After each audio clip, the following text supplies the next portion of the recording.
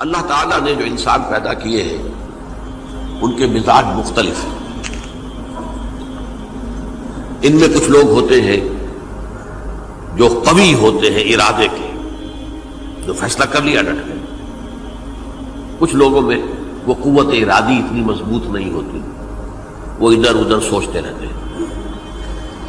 کچھ لوگ جسمانی طور پر بہت توانا ہوتے ہیں، کچھ لوگ جسمانی طور پر پیدائشی طور پر کمزور ہوتے ہیں. تو اگر کوئی قوت ارادی کمزور رکھنے والا شخص ہے، وہ بھی تو اللہ کی تخلیق ہے، اللہ کا بندہ ہے. خطاؤں کا ظہور ہو جاتا ہے، توبہ کرتا ہے، پھر کچھ عرصے کے بعد پھر خطا کا ظہور ہو جاتا ہے، پھر توبہ کرتا ہے. تو ہم تو یہ سمجھیں گے کہ ایک حد کے بعد پھر اس کی توبہ قبول نہیں ہونی چاہیے. لیکن حدیث سنیے. وعن ابی ہریرہ رضی اللہ تعالی عنہ قال قال رسول اللہ صلی اللہ علیہ وسلم ان عبدا اذنب ذنبا، یقیناً ایک بندہ جو ہے وہ ایک گناہ کرتا ہے. فقال، پھر وہ کہتا ہے رب، اے میرے پروردگار، اذنبت فاغفر لی، مجھ سے گناہ ہو گیا ہے، مجھے معاف فرما دے. فقال ربہ، تو پروردگار یہ کہتا ہے اعلم عبدی ان لہ ربا یغفر الذنب ویأخذ بہ، میرا یہ بندہ یہ جانتا ہے کہ اس کا ایک رب ہے جو گناہ معاف بھی کر سکتا ہے اور سزا دے بھی سکتا ہے. کیا معنی ہوئے؟ گناہ اس نے کیا ہے لیکن جانتا ہے اللہ کو کہ وہ معاف بھی فرما سکتا ہے، تبھی تو وہ اللہ سے معافی کی درخواست کر رہا ہے. اس کے اس جاننے کی بنیاد پر، اس کے اس علم کی بنیاد پر، اس کے اس ایمان کی بنیاد پر فرمایا غفرت لعبدی، میں نے اپنے بندے کو معاف کر دیا. ثم مکث ما شاء اللہ، پھر وقت گزرا جتنا کہ اللہ نے چاہا. ثم اذنب ذنبا، پھر اس سے گناہ ہو گیا. فقال رب اذنبت ذنبا فاغفر، پھر کہتا ہے پروردگار مجھ سے گناہ ہو گیا، پھر مجھے معاف فرما دے. فقال ربہ، اللہ فرماتا ہے عالم عبدی ان لہ ربا یغفر الذنب ویأخذ بہ، میرا بندہ ہے نا جو جانتا ہے کہ اس کا ایک رب ہے، ایمان باللہ اس کے اندر ہے، تبھی تو پکار رہا ہے. اور یہ بھی جانتا ہے کہ وہ گناہ معاف بھی کر سکتا ہے اور چاہے تو پکڑ بھی سکتا ہے، سزا بھی دے سکتا ہے. تو فرمایا، اللہ تعالیٰ فرماتے ہیں میں نے فرمایا کہ میں نے معاف کر دیا. ثم مکث ما شاء اللہ، پھر ایک عرصہ گزرا اس کے بعد. ثم اذنب ذنبا، پھر اس نے گناہ کیا. قال رب اذنبت ذنبا آخر، اس نے کہا پروردگار میں نے تو پھر ایک اور گناہ کر دیا، فاغفر لی، مجھے بخش دے. فقال اعلم عبدی ان لہ ربا یغفر الذنب ویأخذ بہ، میرا بندہ جانتا ہے نا کہ اس کا ایک رب ہے جسے وہ پکار رہا ہے، کہ وہ جانتا ہے کہ اسے اختیار حاصل ہے کہ چاہے تو بخش دے اور چاہے تو پکڑ لے. اس کے اس علم، اس ایمان کی بنیاد پر میں نے اسے معاف کر دیا. ایک اور حدیث، میں نے چونکہ اس گفتگو کے لیے ان احادیث کا تفحص کیا ہے، یہ تو بہت ہیں حدیثیں، میں نے ان میں سے کچھ چنی ہیں. ہمارے بعض واعظ ناصح وہ بھی کسی شخص کو روکتے رہے، برائیوں سے روکتے رہے، نہیں رکتا تو کہیں غصے میں آ کے اللہ تجھے کبھی معاف نہیں کرے. یہ کتنا بڑا جرم ہے، اس کا اندازہ کیجئے اس حدیث سے. تم میرے بندے کو میری رحمت سے مایوس کر رہے ہیں، کتنا بڑا جرم ہے، اس کا اندازہ کیجئے. یہ مسلم شریف کی روایت ہے عن جندب، حضرت جندب رضی اللہ تعالی عنہ سے، ان رسول اللہ صلی اللہ علیہ وسلم حدث، کہ اللہ کے رسول صلی اللہ علیہ وسلم نے ایک واقعہ بیان کیا. ان رجلا قال، کہ ایک شخص نے یہ کہا واللہ لا یغفر اللہ لفلان، کہ خدا کی قسم اللہ تعالیٰ فلاں شخص کو کبھی معاف نہیں کرے گا. وَأَنَّ اللَّهَ تَعَالَى قَالَ، اس پر اللہ تعالیٰ نے یہ فرمایا منزل نزیت اللہ علیہ، یہ کون ہے جو میرے اوپر حکومت کرنے والا آ گیا، جو میری طرف سے حکم لگا رہا کہ میں کبھی معاف نہیں کروں گا؟ منزل نزی، کون ہے وہ شخص؟ الذی اللہ علیہ انی لا اغفر لفلان، کہ میں فلاں شخص کو کبھی معاف نہیں کروں گا، قد غفرت لفلان، اس کو تو میں نے معاف کر دیا، واحبطت عملہ، اس شخص کے تمام اعمال میں نے ضائع کر دیے کہ تم نے میرے بندے کو مایوس کیا۔ یہ ہے جرم کی انکار۔ تو توبہ کی دعوت دیتے رہو، توبہ کے لیے لوگوں کو آمادہ کرتے رہو، توبہ جو ہے اس کے لیے ترغیب دیتے رہو، اللہ تعالیٰ معاف فرمانے والا۔ اب آخری حدیث سنا رہا ہوں، یہ تو بہت ہی عجیب حدیث ہے اور متفق علیہ، یہ بخاری اور مسلم دونوں میں۔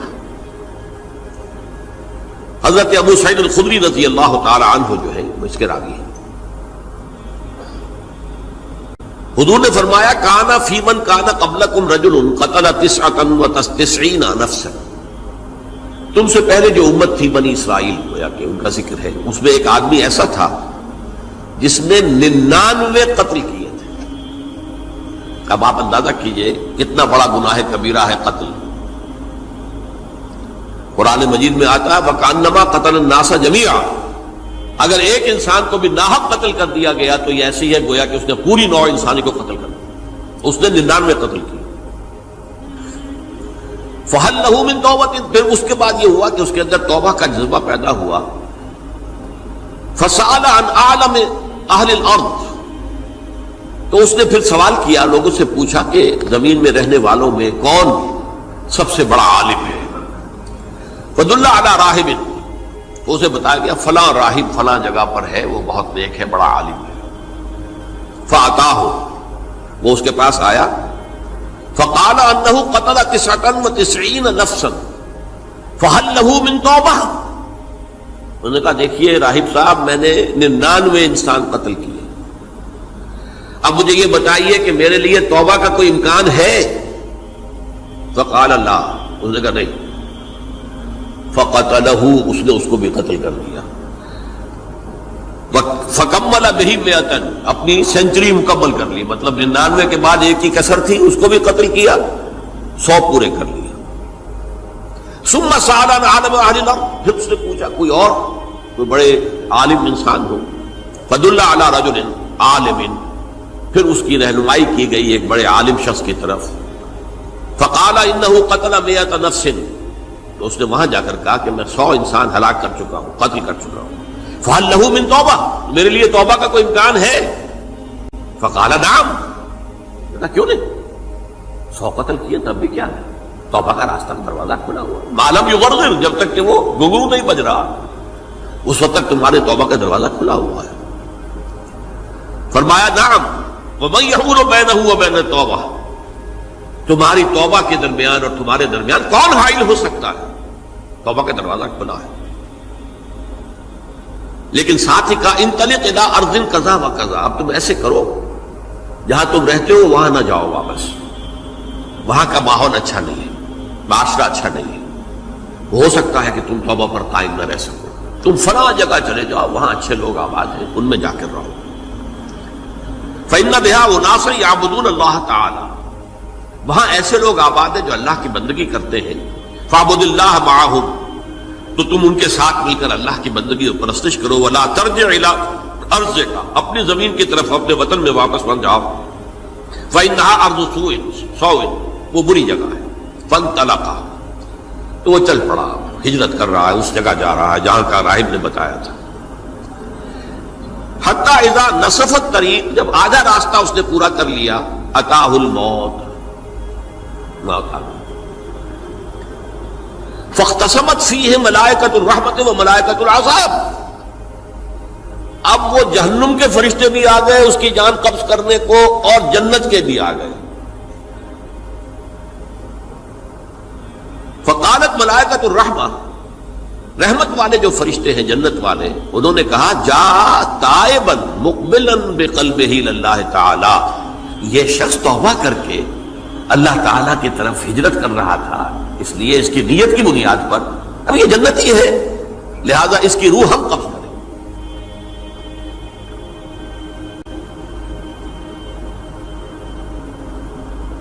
وقالت الملائکۃ العذاب، اور وہ جو عذاب والے فرشتے ہیں وہ کہیں گے انہ لم یعمل خیرا قط، تو نے توبہ کے بعد کوئی نیک عمل تو کیا ہی نہیں، تو کس بنیاد پر اس کو تم جنت میں لے جاؤ گے؟ اس کو تو دوزخ میں جانا چاہیے۔ فاتاہ ملک فی صورت آدمی، تو ان کے پاس اللہ نے ایک اور فرشتے کو بھیج دیا آدمی انسانی شکل کے اندر، فجعلوہ بینہم، تو ان فرشتوں نے کہا بھائی ہمارا فیصلہ کرا دو، اس کی روح ہم لینا چاہتے ہیں یا ہم لینا چاہتے ہیں، انہیں حکم بنا دیا۔ فقال قیسوا ما بین الارضین فإلی ایتہما کان اقرب، کہ تم فاصلہ ناپ لو جہاں سے وہ چلا ہے اور جہاں جا رہا تھا اور یہاں اس کی موت ہو رہی ہے، تو کون سا فاصلہ زیادہ ہے؟ جب ناپا گیا، بلکہ ایک حدیث میں آتا ہے کہ اس پر اللہ نے زمین کو جو ہے حکم دے دیا، ایک طرف والی زمین تو سکڑ جا، دوسری والی جو ہے تو پھیل جا، تاکہ وہ جو جدھر جو جا رہا تھا وہ زیادہ قریب ہو جائے بنسبت اس کے کہ جہاں سے وہ چلا تھا۔ تو اس فیصلے پر پھر جو فرشتے تھے، جو کہ رحمت کے فرشتے تھے، وہ اس بندے کو لے گئے جنت کے اندر۔ یہ ہے توبہ کی عظمت اور اس کی تاثیر۔